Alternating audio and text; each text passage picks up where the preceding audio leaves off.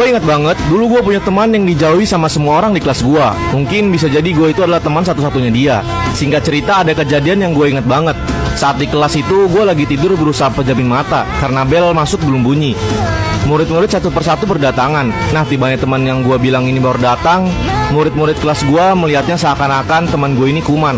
Gue denger banget teman gue ini dibilang, si jelek datang. Ada juga yang bilang, ada si gendut. Ih, jerawatnya banyak banget. Gue muak dengar itu semua. Di situ gue langsung gebelakin aja meja. Kata gue, enak banget tidur. Ada apa nih, gue bilang. Belum ada guru ya?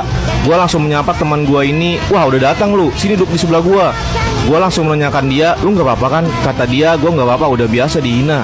Nah, pada saat gue ngobrol sama teman gue ini, ada aja tuh yang ngomong, ih kok mau ya berteman sama itu orang? Ih, kalau gue jadi dia mah ogah. Gue dengar banget gak satu atau dua murid yang bilang gitu. Sampai salah satu siswi perempuan yang dikagumi, yang disukai sama teman gue ini pun menghinanya. Kalian mau tahu nggak kenapa perempuan yang disukai teman gue ikut ngehina juga? Karena ada pas itu kejadian teman gue ini nembak si perempuan ini. Karena perempuan ini malu, jadi langsung aja ditolak. Sampai seterusnya perempuan ini juga ikut benci teman gue.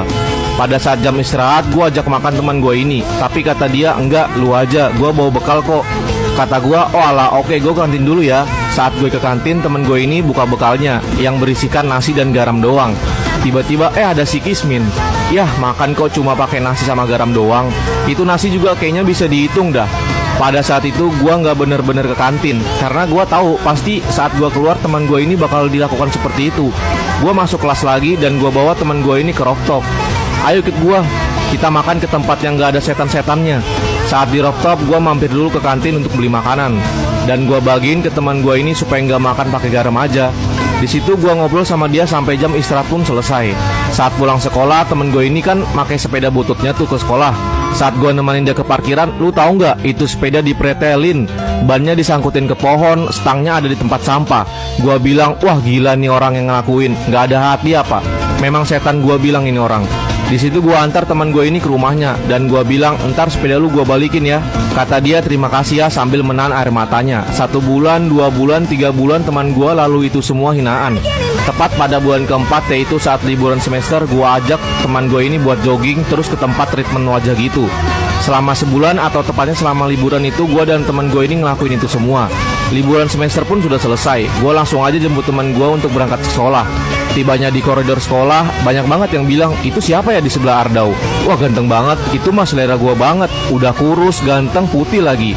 Dalam hati gue, yah lu belum tahu aja ini orang yang lu bilang ganteng pernah kalian sebut kuman. Pada saat mau masuk ke kelas, seisi kelas terpaku melihat teman gue ini yang berubah seperti artis Korea.